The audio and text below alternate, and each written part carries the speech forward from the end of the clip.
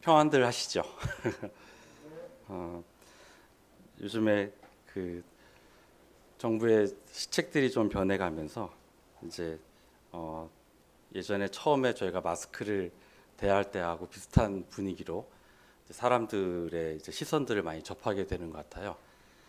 이제 저희는 그런 거를 또 이제 다루다 보니까 이제 그런 분들이 또 많이 오시게 되고 이제 언론에서 이야기하는 것들을 조금 더 직접적으로 이제 접하게 되는 이제 그러한 실적인 것 같아요. 한마디로 말하면 이제 공포, 이제 혼돈, 이제 이러한 것들의 사람들의 이제 표정을 통해서 많이들 느끼게 되고 있거든요. 이게 이제 참 어찌 보면은 저렇게 불안해하거나 할 필요가 사실 없는 상황임에도 불구하고 한 번의 마스크의 사태를 겪고 난 사람들이 이러한 여러 가지 것들, 그 흔히 말하는 뭐 상비약 아니면은 진단 키트 이런 것에 대한 무언가를 집안에 쟁여놔야만 마음이 편해질 것 같은 이러한 군중 심리라고 해야 될지 어떤 집단 심리라고 해야 될지 이런 것들이 굉장히 이제 확산이 돼가고 있는 것 같더라고요. 이제 그러면서 참 하기 싫음에도 불구하고 그런 사람들의 또한 요구를 또 수용을 또 하고 또 충족을 시켜줘야 하는 또 입장에서는 또 같이 바빠질 수밖에 없고 요 며칠 오늘도 그렇고 한 이번 주까지는 아마 다음 주에 이제 지금까지 이렇게 수급 불균형을 잘 못 느끼시는 분들 많이 계시기도 할 텐데 여튼 정부에서 마스크 때의 경험을 토대로 검사 키트를 전량 거의 대부분 다 이제 흡수를 하고 있기 때문에 시중에 나올 수가 없는 상황이 되는 거거든요. 그래서 기존에 계약을 맺었던 제약사들도 다시 이제 계약을 다 이제 취소를 하고 다 정부로 이제 넘어가게 되는 상황이라서 아마 한 며칠 이상은 계속 이런 식의 상황이 이제 지속될 것 같다는 생각이 들어요. 제가 말씀드리고 싶은 거는 어, 시세의 이런 흐름이나 이런 것을 바라보면 또한 불안한 마음으로 바라보는 분들이 계시기도 할 텐데 사실은 그럴 필요가 전혀 없을 것 같아요. 이게 한 주 약 일정한 시간만 지나고 나면 언제 또 이런 일이 있었냐는 듯이 다시 또 이제 풍성한 그러한 물질 그런 제품들을 또 접하게 될 수밖에 없어서 이 상황에 동조하지 않으셨으면 참 좋겠다는 생각을 해보게 됩니다. 그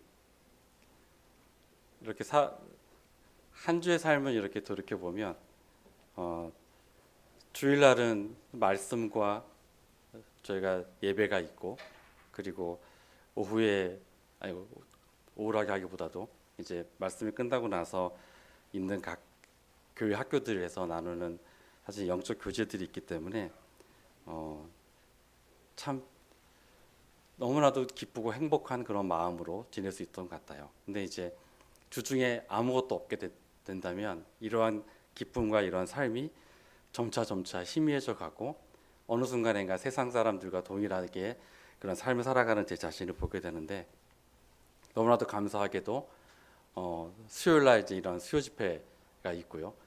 그 다음에 또 목요일 날은 3, 40대 젊은 부부들하고의 이런 교제를 또 참여할 수 있는 또 그러한 또 기쁨이 저에게 있고요. 이제 그러다 보니 금요일하고 토요일은 이제 곧 주일을 바라보고 있는 마음 때문에 참 한 주의 삶이 참 복되고 복되다라는 생각을 좀 많이 갖게 됩니다.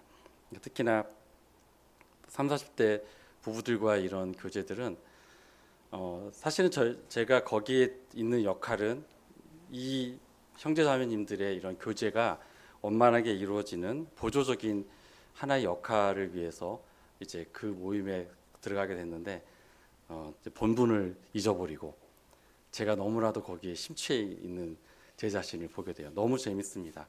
그러면서도 아 내가 저 나이 때 이러한 모임에 있었으면 얼마나 좋았을까. 지금 제가 하나님께서 주신 이 가정과 아이들의 양육과 이러한 모든 면에 있어서 참 후회스러운 면들과 부족한 면들이 너무나도 많았는데 이 3, 40대 젊은 부부들이 자녀가 없는 가정도 있고 이제 막 생긴 가정도 있고 어느 정도 키우고 있는 가정들도 있는데 각 가정에서 가지고 있는 그 하나님 중심된 이러한 삶의 모습들을 서로 나누게 되는 과정 속에서 너무 부럽더라고요. 너무 부럽고 제가 이제 그 형제자매님들에게 농담 삼아서 다시 결혼하고 싶다고 막 이야기를 할 정도로 참 너무나도 귀한 모임이 그러한 그 교제를 하게 됩니다. 하지만 항상 아쉬운 거는 이제 제가 아직은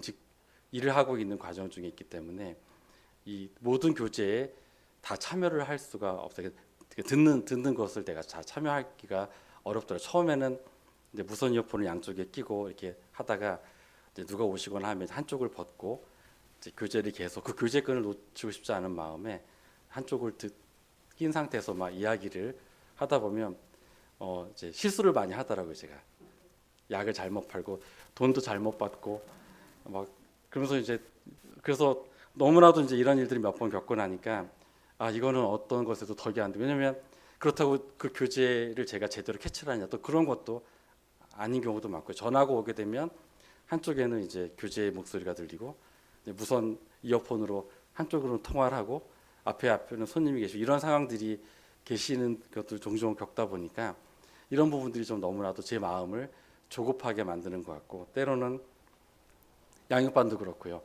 이렇게 제가 이제 누구를 응대하는 그 시간대 되면 정적이 이제 흐르는 거를 저는 느끼게 되는 거죠. 너무 죄송하고 그다음에 이러한 교제의 어떤 누가 되지 않을까라는 늘 그런 마음의 부담감이 있게 돼요. 그래서 이제 그러한 식의 교제가 끝나고 나면 항상 마음이 좀 무거워요. 그러면서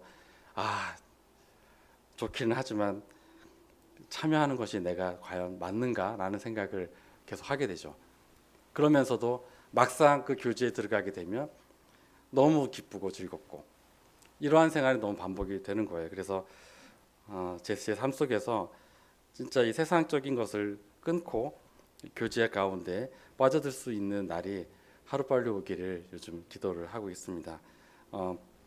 제가 이제 오늘의 주제는 선택이라고 하는 거를 이제 하게 되었는데 이제 3, 40대 그 젊은 부부들과 이야기하는 과정 중에서 너무나도 좋았어요. 그 교회에 관련된 이런 원리에 대해서 배울 수 있었고 가정에서 대화, 그다음에 부부의 관계, 또 부모와 자녀의 관계, 부모로서의 역할 등등 정말 좋은 내용들을 책이 좋아서가 아니고 책을 읽고 교제를 하시는 형제자매님들의 그 하나님의 그 지혜가 너무 좋아요.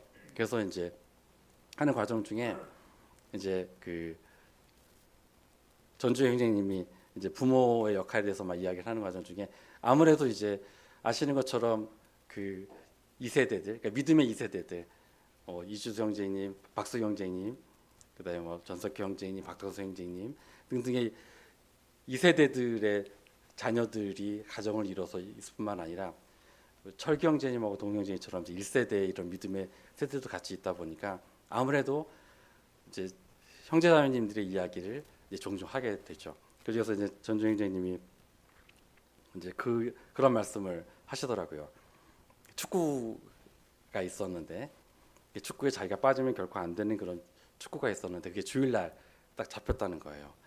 저기를 꼭 가고는 싶은데 교회에 빠지는 거는 참 마음에 부담이 되고 그래서 이제 전석희 형제님께 물어봤다고 그러더라고요. 교회 안 가도 될까요? 근데 이제 전석희 형제님이 기도하고 결정해라고 하셨다고 하더라고요. 그리고 형제 형님이 그 문제를 가지고 기도를 하시고 축구에 참석을 하셨대요. 근데 사실은 저는 그것도 굉장히 잘한 일이라 생각이 들거든요. 너무 부러웠어요.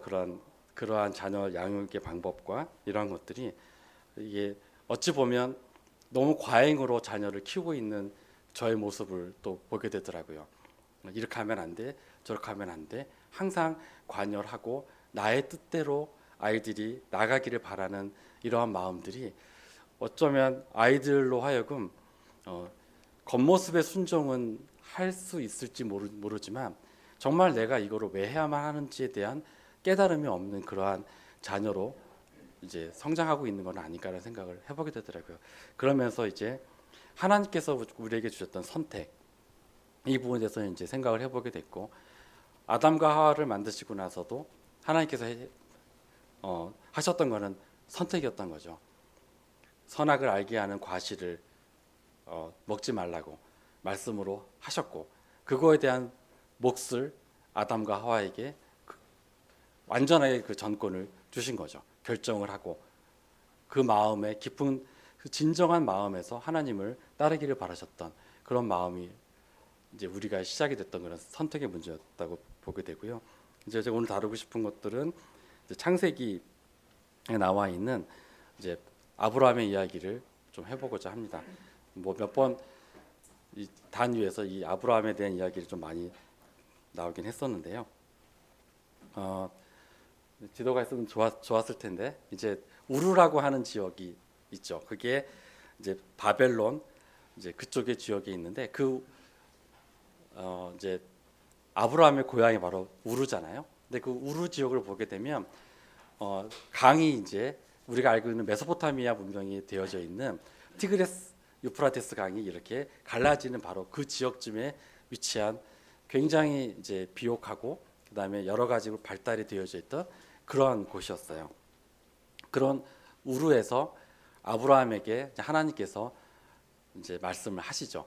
그리고 나서 그 아브라함의 아버지인 데라가 이제 그 형제들을, 그 아브라함의 형제 그러니까 나홀이죠. 하란은 이제 우르에서 죽었고, 세 명의 형제 중에서 하란은 죽었고, 나홀하고 이제 아브라함을 데리고 이제 하나님께서 말씀하신 그 약속의 땅으로 이제 떠나는데, 중간에 하란이라고 하는 곳이 있어요. 그 지금의 아수르 제국에 있는 그 저기 하란에.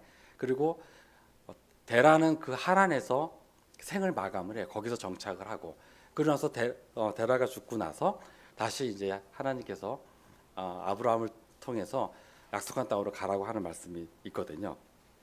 근데 이제 여호수아 그 24장에 보면은 그 우르에 있었을 때 아브라함 가정이 어떠했는가를 좀 엿볼 수 있는 부분이 있습니다.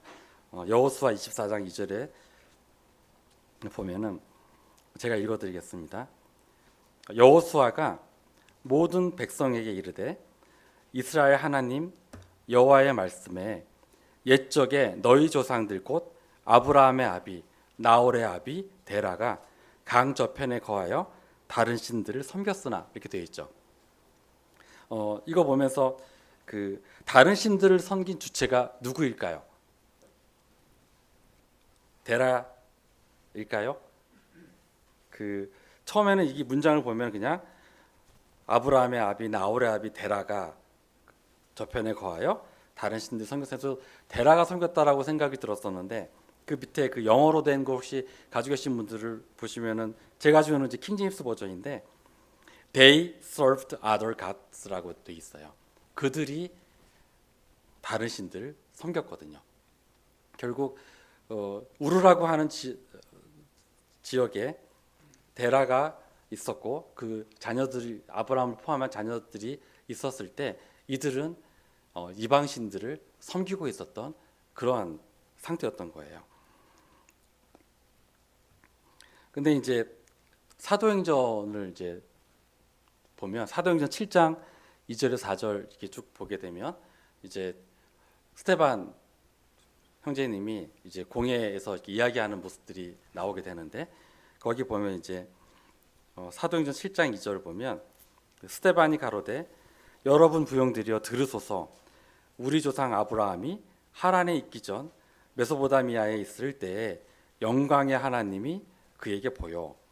아까 말씀드린 것처럼 우르라고 하는 지역은 메소포타미아 문명이 되어져 있던 바로 그 지역에 있었는데, 이때 아브라함이 영광의 하나님을 본 거죠.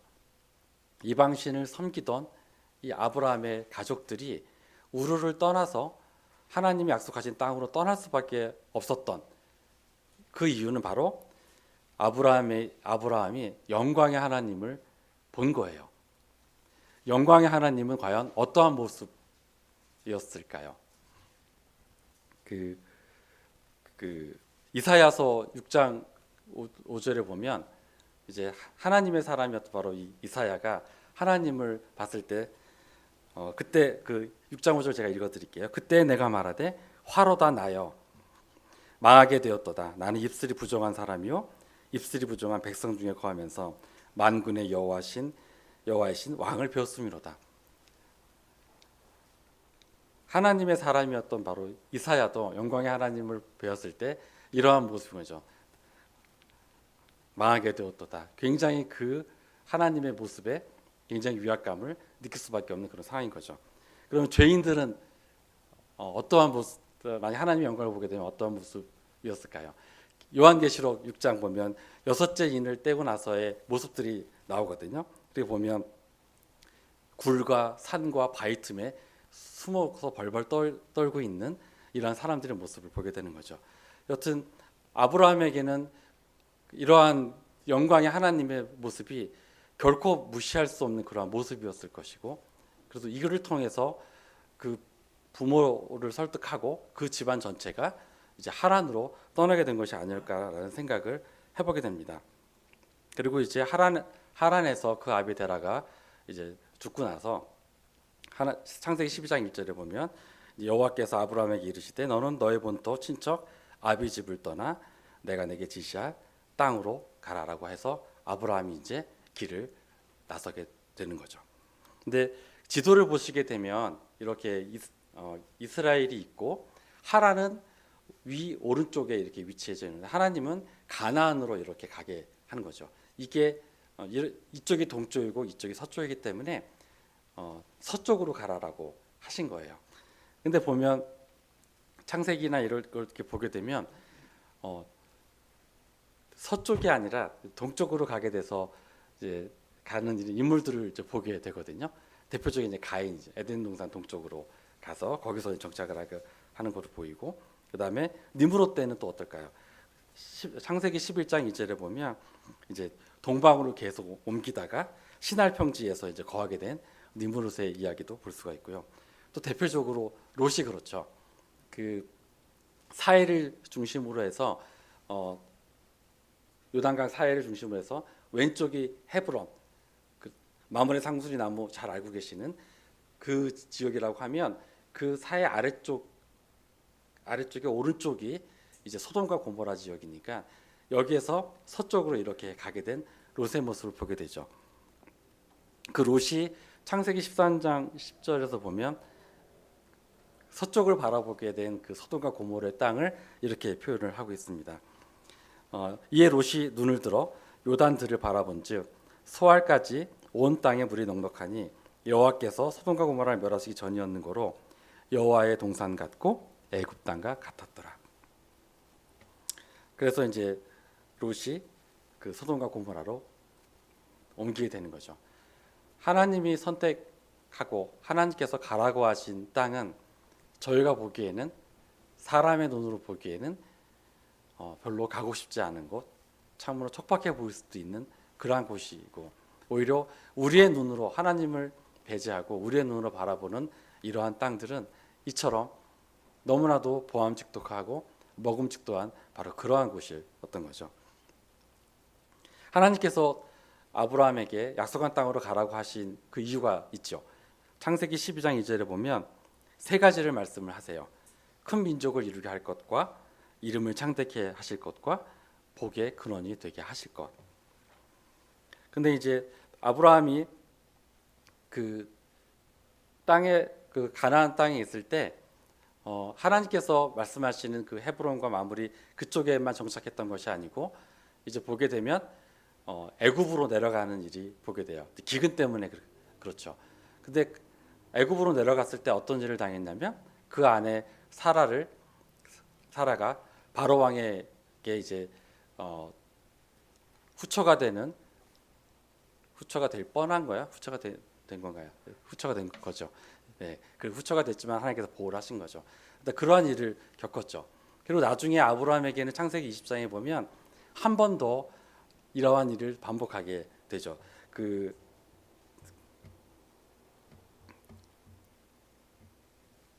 그랄 왕 멜기세덱에 의해서 또 이러한 일을 또 한 번 당하게 되는 거죠. 어찌 보면은 하나님께서 이러한 아브라함을 통해서 후에 나타나실 예수님, 이러한 것을 철저하게 하나님께서 지켜주셨다는 것을 또한 보게 돼요. 이 아브라함의 이런 것들을 보게 되면 예전에 우리가 개미를 혹시 가지고 놀아보신 적 있으신가요? 우리가 원하는 방향으로 할 때 개미를 어떻게 하죠? 막고 계속 하죠. 개미는 자유의지를 가지고 돌아다니지만 막으면 그 길로 가지 않고 다시 턴하고 또 원하지 않는 길로 가면 또 막고 그래서 우리가 원하는 길로 가게끔 하는 하나님의 이러한 그런 크신 것, 그 뜻이 있지 않았나 생각을 해보게 됩니다.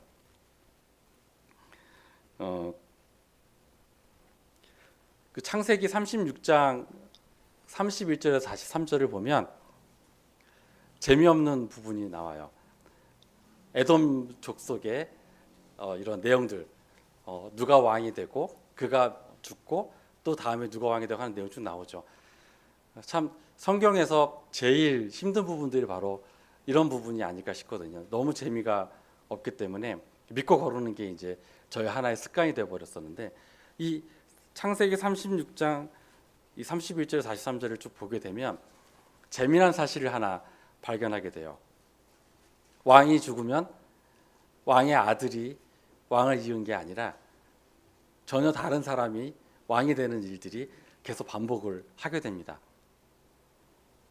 그러면서 왜 이럴까? 왜 왕이 세워진 나라에서 왕이 죽으면 그 자녀가 왕이 되지 못하고 다른 족속에 있는 사람들이 이렇게 왕이 되는 이러한 형태를 띠게 됐을까? 생각을 해보게 되면 후일 모세가 출애굽을 했을 때 에돔 족속과 맞닥뜨리게 되는 일이 있잖아요. 이때 만약에 왕권이 서 있게 되면 즉 승계를 하게 되는 이런 왕권이 굳건하게 서 있게 되면 그 힘이라고 하는 것은 굉장할 것이고 이 힘으로 인해서 분명히 애굽을 나온 이스라엘 민족에게 큰 어려움이 될 수도 있었겠다 생각이 드는 거죠. 어쩌보면 이것도 하나님의 뜻이 아닐까라는 생각을 또 해보게 됩니다. 또 이러한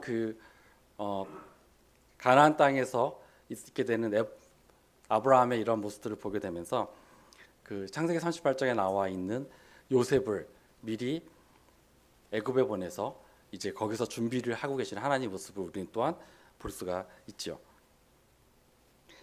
이제 죄송합니다. 이게 오늘 없어가지고 너무 죄송하긴 하는데요. 제가 한자를 하나 이제 가지고 나왔거든요. 한자가 이제 태자라고 하는 한자예요. 이렇게 생기는 이게 나사자라고 하는 우리가 개인사라고도 할 수 있는 그 한자하고 밑에 입구가 있는 이러한 모습입니다. 이렇게 돼 있고 입구가 있고 이게 별 이름 태자예요. 별 이름 별태라고도 하고요. 근데 이 모습을 혹시 나중에 기회 되시면 한자를 좀 잘 보시게 되면 한자를 연구하시는 분들은 이 태자를 목숨태라고도 이야기를 하시더라고요. 이거는 이제 옥편에 나와 있는 말은 아니지만 그분들이 이거를 목숨태라고 하는데 그 이유가 이렇게 사자라고 되어져 있는 모습이 꼭 코 모양을 닮았고 밑에 입구가 있기 때문에 저거는 우리가 마치 그 입에 생기를 불어넣으신 하나님을 연상하듯이 살아있는 목숨과 굉장히 유사한 모습이라고 생각을 해서 이제 한자를 연구하신 분들 이거를 목숨태라고도 이제 이야기를 해요. 그러다 보니까 이제 우리가 한자를 공부할 때 그 중심이 되는 한자를 통해서 붙어 있는 것들을 공부하게 되면 한자를 많이 빨리 알 수 있는 방법이 될 수 있는데 그 태자 위에 이제 풀초자가 딱 있게 되면 이제 이거는 어떻게 의미를 받아들이냐면 풀은 풀인데 생명력이 굉장히 강한 풀. 그러다 보니까 이걸 이끼태라고도 이제 이야기를 해요. 그 다음에 똑같이 그 태자 왼쪽에 그 고기 6변 이렇게 다로처럼 생긴 고기 6번이 붙어 있으면 우리가 태아, 뭐 잉태 그때 할 때 의미하는 그런 태아를 의미하는 그 태자가 되는 거죠. 그리고 그 똑같이 왼쪽에 발족자가 이렇게 붙는 한자가 있어요. 우리가 태권도 하잖아요. 예전에 보면 그 태권도 하시는 분들이 태권도를 클테로 이렇게 많이 이렇게 말씀하시는데 그게 아니라 이 목숨태 왼쪽에 발족이 있는 그 태자가 바로 태권도의 태자예요. 생명을 발로 밟는다는 의미거든요. 그래서 권이 손수가 들어가 있는 것이 발과 손으로 이렇게 펼쳐지는 무예, 이것이 이제 태권도의 그 태자가 되죠.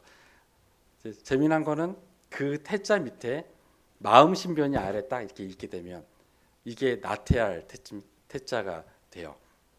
코로 숨쉬고 입으로 먹고 심장만 뛰고 아무것도 안 하는 자, 이게 이제 나태할 태자가 되는 거죠. 제가 오늘 말씀드리고 싶은 것은 그 태자 왼쪽에 마음 신변이 붙은 이 한자를 말씀을 드리고 싶어서 이게 긴 재미없는 얘기를 해드렸습니다. 이거는 발음을 태라고 발음하지 않고 이라고 발음을 합니다. 태자 옆에 마음 신변이 붙어 있는 것을, 이거는 기쁠이에요. 왜 기쁠일까요? 살아있음을 느끼는 거죠. 살아있음을 감사하는 거죠. 데살로니가후서 5장 말씀을 예전에 안인종장님께서 수요 집회 때 말씀을 하셨었는데, 하나님께서 이는 그리스도 예수 안에서 너희를 향하신 하나님의 뜻이라고 하셨을 때 세 가지를 말씀을 하시죠. 첫 번째가 항상 기뻐하라. 우리가 살아가는 삶 속에서 많은 선택과 결정을 해야 되는 부분들이 분명히 있을 것 같다고 저는 생각이 들거든요. 경제적으로 아니면은 자기가 속하는 일 가운데에서도 무수히 많은 일들이 우리에게 우리가 결정을 해야 할 부분들이 굉장히 많이 있다고 봐요. 때로는 말씀을 보고 기도를 함에도 불구하고 답이 하나님께 답을 주시지 않는 그러한 상황들도 많이들 접하기도 하고요. 저는 아브라함의 이러한 그 영광의 하나님을 보고 나서 아브라함이 내린 결정, 그리고 그가 행한 길, 이것이 하나님의 강권에 의해서라기보다도, 그것도 분명히 있을 수 있겠지만, 아브라함의 그 마음속에 이런 생명에 대한 감사함, 이것이 가장 근원이 되는 것이 아닐까라는 생각이 들거든요. 우리가 살아가는 삶 속에서 그러니까 원하지 않는, 그러니까 우리가 욥에 대해서도 이제 다 같이 한번 이제 묵상을 하셨었잖아요. 욥에서처럼 막 까닭 없이 당하는 어떠한 일이 나에게 생길다 할지라도 그 안에서 정말로 이것조차도 감사하게 할 수 있는 것, 이러한 삶이 우리에게 있어야 되지 않을까라는 생각을 해보게 됩니다.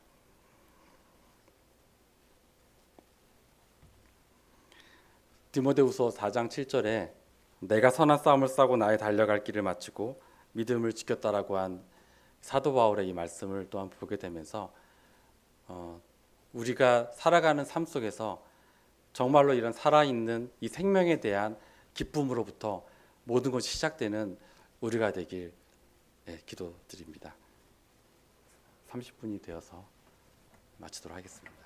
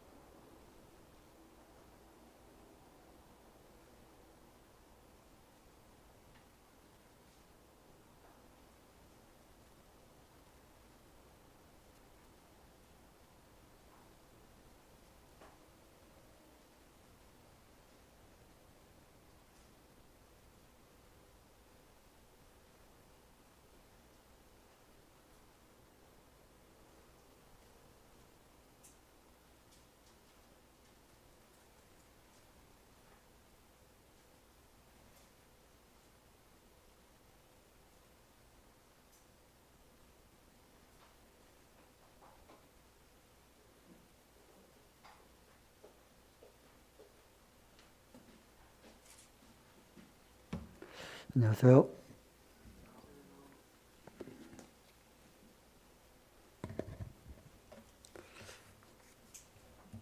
네, 언제나 새로운 것으로 준비해서 오시는 우리 이영 경제님, 좀 화면을 통해서 한자 공부도 좀 하고 하면 좋았을 텐데, 다음에 또 기회가 있으면 오늘 하신 그 한자 공부 다시 들을 수 있으면 좋겠습니다.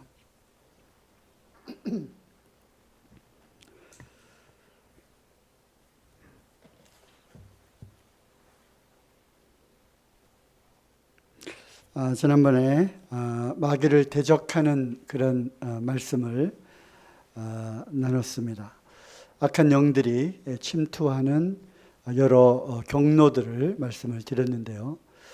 우리는 육에 속한 자들이 아니고 영에 속한 자들이기 때문에 신령한 자들은 영에 속한 일들을 분별하고 또 영적인 눈으로 바라보아야 하는 것입니다. 우리는 영적인 그런 사람들이기 때문에 이 성령에 속한 일들, 또 성령의 인도하심에 우리가 세밀하게 반응하고 또 그것을 느끼고 해야 됩니다. 그뿐만 아니라 악한 영들이 또 어떻게 우리를 회방하고 또 괴롭히고 또 우리 속에 들어와서 우리가 갖고 있는 것들을 찬탈하려고 하는지를 우리는 그 영적인 눈을 들어서 보아야 하는 것입니다. 그렇기 때문에 우리 주님께서도 신약 성경의 여러 곳에서 마귀를 대적하라고 말씀을 하셨고, 마귀를 대적하라라고 하는 그 말씀이 이제 세 군데 나오는데, 그것을 적어서 보내주시는 분들에게는 상품을 드린다고 했는데 아무도 안 보내주셨습니다. 그래서 말씀에 참 권위가 없구나 뭐 이런 생각을 하면서도, 또 그렇지만 또 돌들이 또 소리를 쳐야 되는 그런 상황이기 때문에 또 한 번 더 소리를 지르게 됩니다.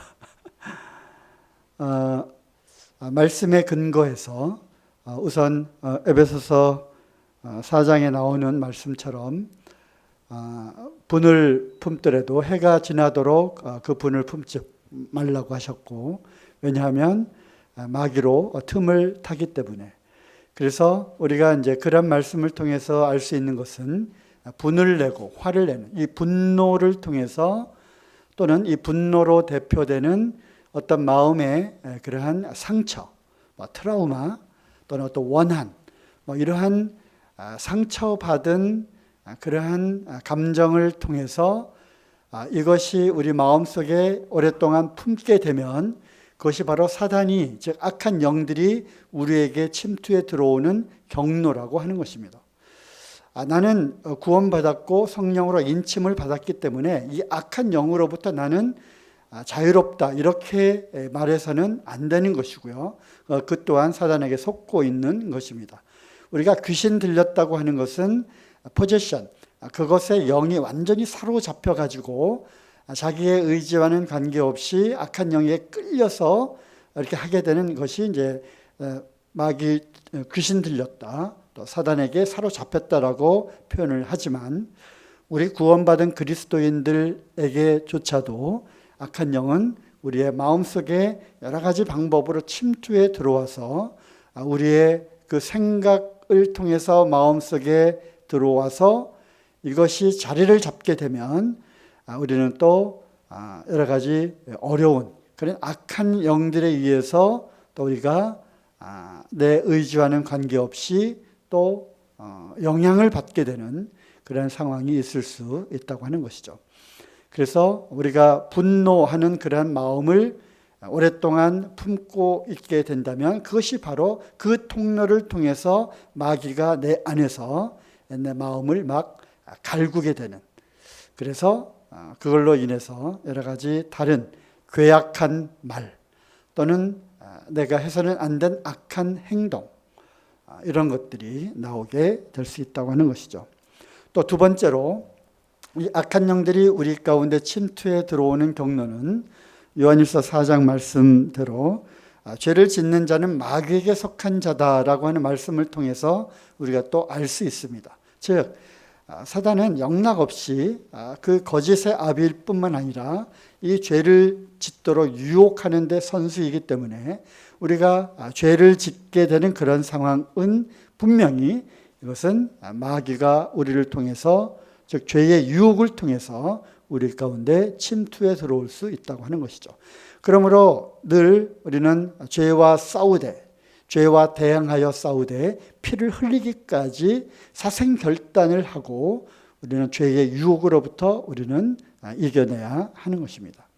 그것이 바로 사단이 나에게 이 죄의 유혹을 통해서 나에게 침투해 들어오려고 호시탐탐 노리고 있구나라는 것을 우리는 간파해야 하는 것입니다. 그것이 영에 속한 사람들이 그러한 분별력과 그러한 상황을 우리는 알 수 있다고 하는 것이죠. 그 다음에 세 번째로 말씀드린 것은 이 사단은 늘 하나님의 자리에서 경배를 받기를 원합니다. 하나님의 형상대로 지음을 받은 이 사람들을 통해서 그들이 자기를 앞에 무릎을 꿇고 경배하고 숭배한다면 이것보다 통쾌한 하나님께 대한 복수가 아닐 수가 없기 때문에 사단은 숭배받기를 원하는 거예요. 그래서 그 뒤에 도사리고 있는 우상을 만들고, 즉 어떤 세상 신이라 일컬어지는 그 신상을 통해서 사람들이 거기에 경배를 하게 될 때 그것은 나무나 돌이나 이런 금이나 이런 것으로 만든 것에 절을 하는 것이 아니라 그 뒤에 숨어 있는 악한 사단에게, 마귀에게 숭배를 하는 것이죠. 그래서 하나님은 우상을 만들지 말라라고 말씀하셨고, 또 그런 것들은 다 이렇게 부수고 빠수고 갈아가지고 이렇게 버리라고 말씀을 하신 것이죠. 사단이 또 예수님에게도 와서 시험을 한 사건 아시죠? 내가 절하면 이 모든 천하 만국의 영광을 너에게 주겠다고 한. 사단은 이런 우상과 또 우상에 필적하는 사람의 탐심을 통해서 그 마음속에 숭배하고자 하는 대상, 이것이 들어가 있다면 그것이 바로 우상이 되는 것입니다. 그것을 숭배하는 그러한 통로를 통해서 우리 마음속에 들어온다고 하는 것이죠. 자, 그렇다면 이제 이어서 이러한 침투의 경로를 우리가 안다면 이것을 어떻게 저지할 것인가, 어떻게 막을 것인가 라는 것이죠.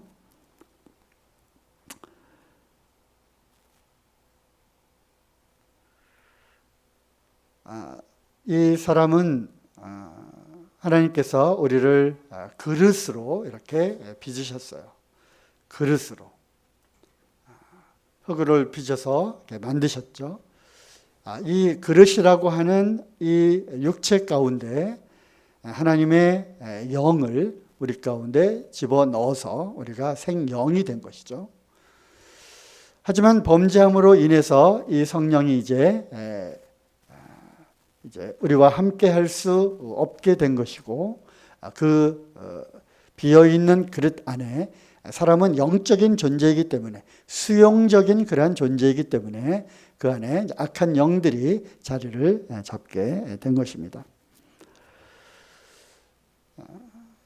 공격해오는 그러한 통로 가운데 맨 처음에 우리가 에덴 동산에서의 그 일을 한번 생각을 해보죠. 하와에게 접근을 합니다.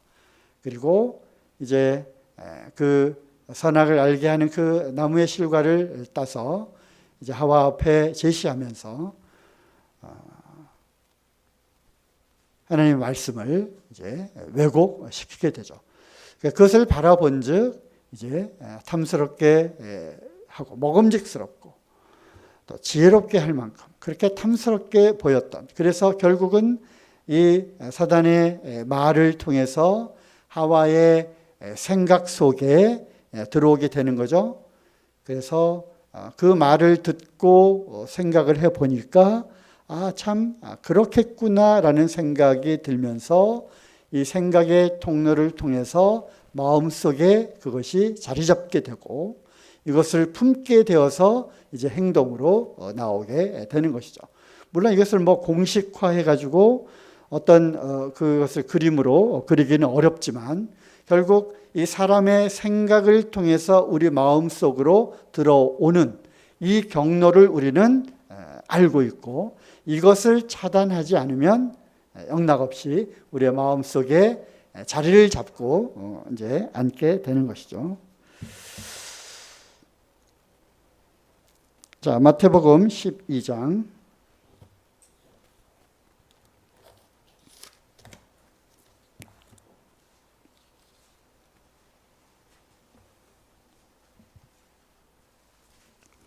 12장 29절 사람이 먼저 강한 자를 결박하지 않고야 어떻게 그 강한 자의 집에 들어가 그 세간을 늑탈하겠느냐. 결박한 후에야 그 집을 늑탈하리라. 그 앞에 쭉 보면 저가 귀신의 힘을 빌어서 저렇게 능력을 발휘한다라고 하는 그 말씀, 그 공격들에 대해서 우리 주님이 이런 말씀으로 이제 이렇게 말씀하시는 그런 장면이죠. 그래서 여기서 이제 제가 이 말씀을 찾은 이유는 바로 집이라고 하는 단어, 집. 그래서 이 집 안에 그 악한 영들이 그 안에 들어와서 또아리를 틀고 거기서 세간은 뭐예요? 그 안에 살림을 차린다고 하는 거죠. 집 안에 살림을 차려서 그래서 그가 완전히 사단의 영에 의해서 그 마음이 지배를 당하는 그러한 상황을 이 그릇 또는 이 집으로 표현을 한 것입니다. 그래서 결국 그 통로는 뭐예요? 사람의 생각을 통해서 마음속으로 들어오고 그 마음속에 그것을 품게 되면 이제 그 안에 집 안에 그가 또아리를 틀고 이 안에 살게 된다고 하는 것입니다. 그러므로 원천적으로 이것을 봉쇄하려면 어떻게 해야 됩니까? 이 생각의 차원에서 그것을 대적하고 막아야 되겠죠.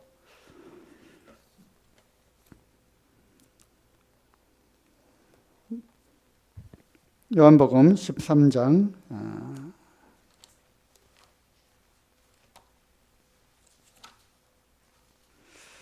요한복음 13장 2절 보시면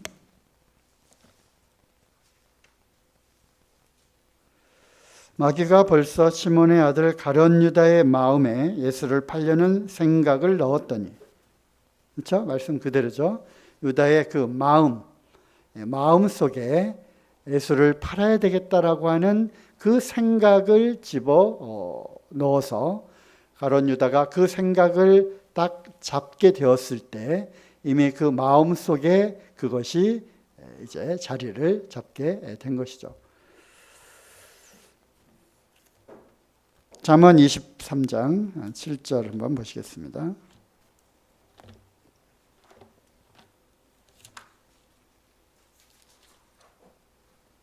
잠언 23장 7절 대저 그 마음의 생각이 어떠하면 그 위인도 그러한즉 그가 너더러 먹고 마시라 할지라도 그 마음은 너와 함께하지 아니함이라.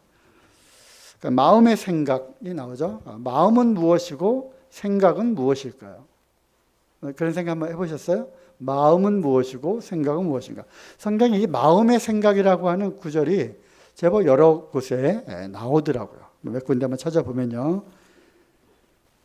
안 찾아봐도 이것은 다 알고 계시니까 창세기 6장에 노아의 때 홍수이기 전에 그 당시에 사람의 마음의 생각이 항상 악한 것인 줄 아시고 그 구절 생각나세요? 그 마음의 생각이 항상 악하다. 그래서 마음은 무엇이고 생각은 무엇인가? 누가복음 1장 한번 찾아보겠습니다.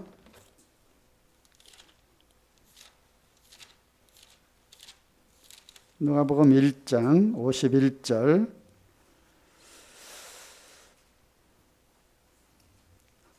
그의 팔로 힘을 보이사 마음의 생각이 교만한 자들을 흩으셨고. 그렇죠? 거기도 마음의 생각이 나옵니다. 2장 34절.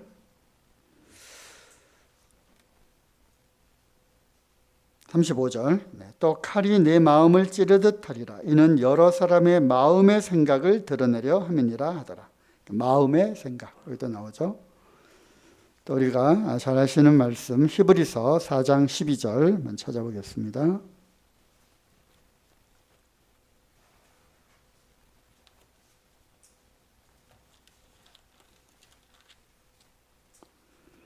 하나님의 말씀은 살았고 운동력이 있어 좌우의 날선 어떤 검보다도 예리하여 혼과 영과 및 관절과 골수를 찔러 쪼개기까지 하며 또 마음의 생각과 뜻을 감찰하나니. 거기다 마음의 생각이 나오죠.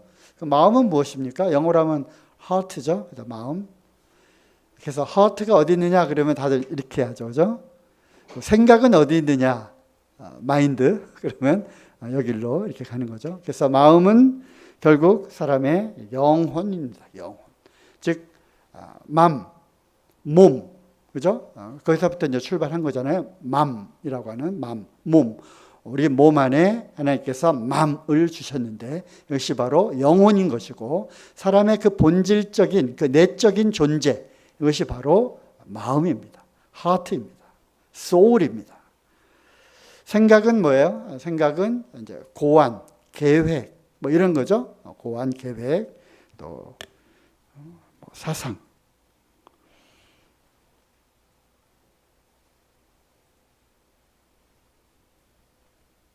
그래서 마음에서 즉 인간의 그 본질적인 이 내면의 영혼으로부터 이것이 그 사람의 됨됨이 또 그 사람이 품고 있는 이 모든 것들 이것이 이제 나와서 생각하게 되고 또 이 마음이 그것을 움직이게 해서 내가 행동을 하게 되고 그래서 이 마음은 바로 생명의 근원인 것이죠.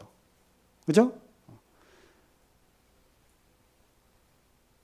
무엇보다도 지킬 만한 것보다 내 마음을 지키라. 생명의 근원이 거기에서 나기 때문에 그렇다.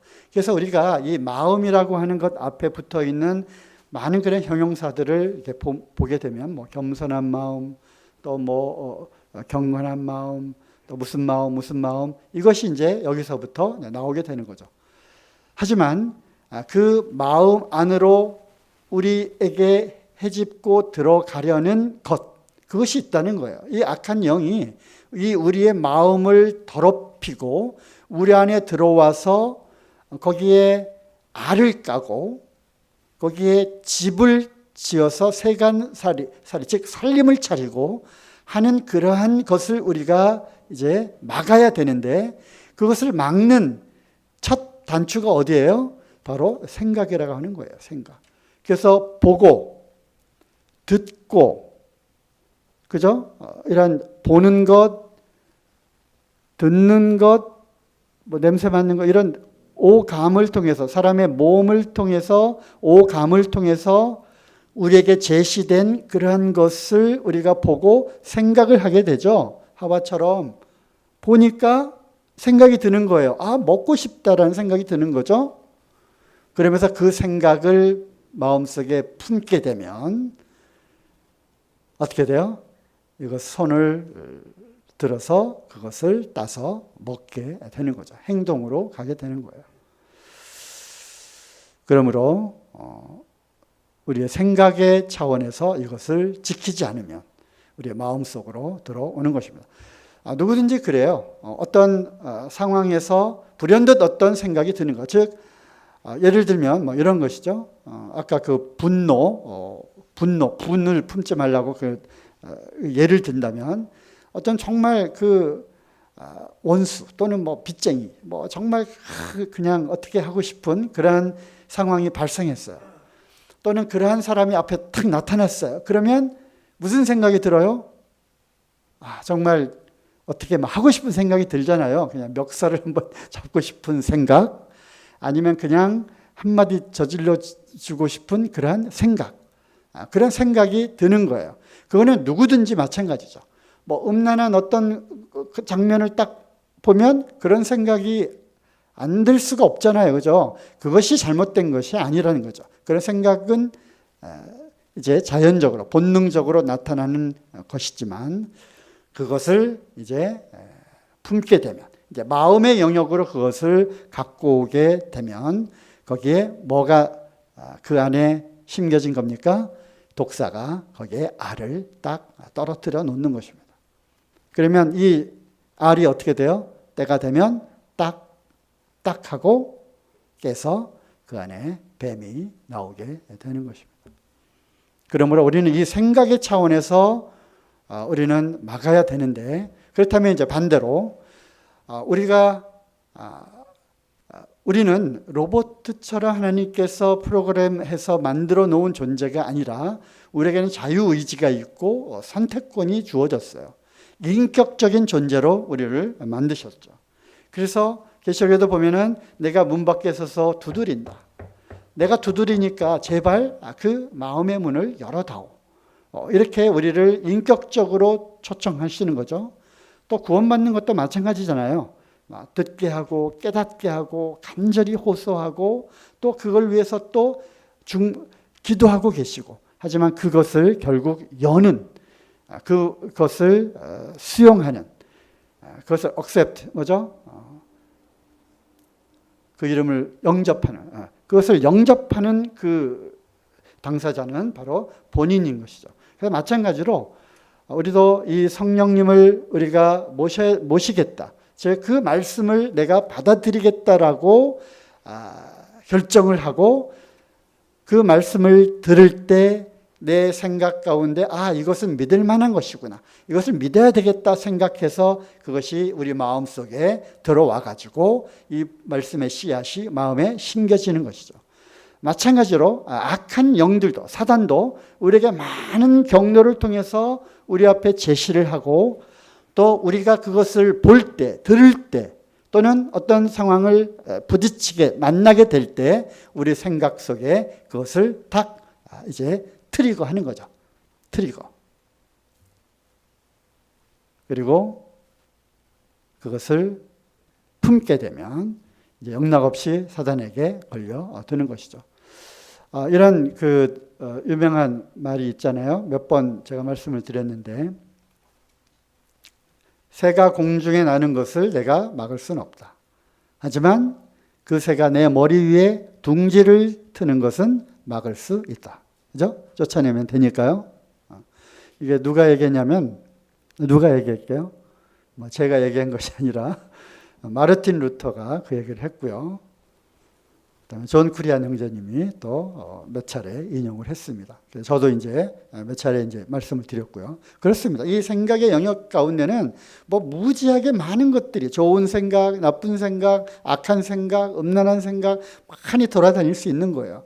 하지만 그것을 내 마음속에 품는, 그것은 내가 내어쫓을 수 있다는 것입니다. 그것을 하지 못하도록 내 마음속으로 끌어당겨서 품는, 이것은 내가 막을 수 있다고 하는 것이죠.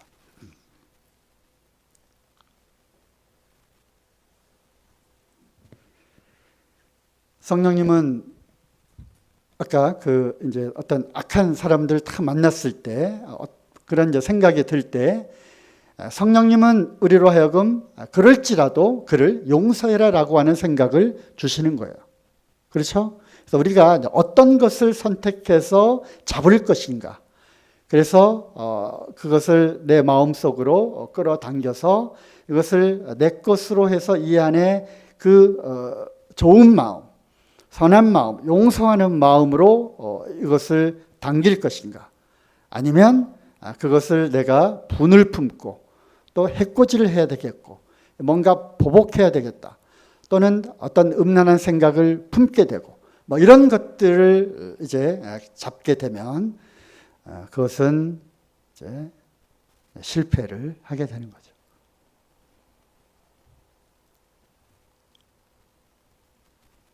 네. 그래서 이제 어떻게 막아낼 수 있을까? 그래서 우리의 생각을 깨끗하게 하고 우리의 생각을 거룩하게 해야 되는 것입니다. 그러므로 부정한 생각, 악한 생각, 탐욕, 불법, 쾌락, 음란, 속임, 거짓 이러한 생각이 들게 될 때 우리가 이것을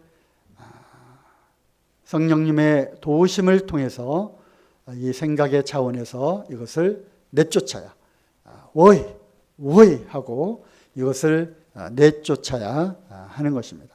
그러므로 이 방법은 예수님의 이름으로 쫓아내는 거예요. 예수님의 이름은 권세가 있기 때문에 악한 마귀가 우리의 생각 속에 이러한 것들을 집어넣으려고 하는 마음속으로 삐집고 들어오려고 하는 이 생각을 우리는 예수님의 이름으로 이 악한 것들을 쫓아낼 수 있는 것입니다. 그렇게 하시기 바랍니다. 그리고 두 번째는 이 안에 우리가 무엇으로 가득 차 있으면, 즉 이 컵에 물이 가득 차 있으면 그 다음 것을 다른 것을 여기다 부을 수가 없잖아요. 그죠? 그래서 이 영적인 것들로 가득 채우면 수용적인 그릇이기 때문에 이 안에다가 이 영적인 성령으로 가득 채워 놓으면 그런 악한 것들이 들어오지 못하는 것입니다. 어떻게 해요? 성령의 충만함을 받는 것, 영적인 것으로 채우는 것입니다. 기도하고요. 그럴 때 기도하고, 그럴 때 말씀을 읽고, 그럴 때 뭔가 영적인 그러한 상황으로 분위기를 바꾸는 것입니다. 그래서 생각해 놓았던 어떤 말씀 구절을 찾아서 읽는다든지, 어떤 앱을 켜가지고 거기서 말씀을 듣는다든지, 또는 내가 정해놓은 어떤 그 루트를 통해서 이럴 때는 내가 이 말씀을 또는 이 어떤 영상을 내가 볼 거야, 이렇게 작정을 하고 그것으로 채워 놓으면 나는 결코 이길 수 없을 것 같은, 극복할 수 없을 것 같은 그러한 생각, 그러한 것들을 이제 물리칠 수 있는 비결이 될 수 있다고 하는 것입니다. 이 원리를 알면 우리가 악한 영들이 내 생각을 통해서 나에게 제시해 보여준 눈을 통해서, 또 보는 걸 통해서, 듣는 걸 통해서 나로 하여금 어떤 생각을 갖고 그것을 마음속에 품으려 하는 이러한 것들을 나는 막을 수 있다고 하는 것입니다. 불가능하지 않습니다. 예수님의 이름으로 이 악한 생각을 넣으려고 하는 이 악한 영들아, 이 마귀야, 꺼져라, 물러가라. 그리고 예수님 뒤로 숨는 것입니다. 기도하고요. 그다음에 말씀을 일부러 말씀을 틀어서 보고 듣고, 또 교제, 이럴 때 누구에게 카톡을 해야 되겠다, 또 교제를 해야 되겠다 하는 그러한 어떤 자기만의 그런 방법을 찾아서 그럴 때마다 그것을 이제 행하기 바랍니다. 영적인 일들을 행함으로써 그런 악한 영들이 내 안에 집을 짓고 세간 살림을 차리지 못하도록, 또 우리 머리에 둥지를 틀지 못하도록 그 책임은 전적으로 내가 어떻게 응대하냐라는 나의 의지와 나의 선택에 달려 있다고 하는 것입니다.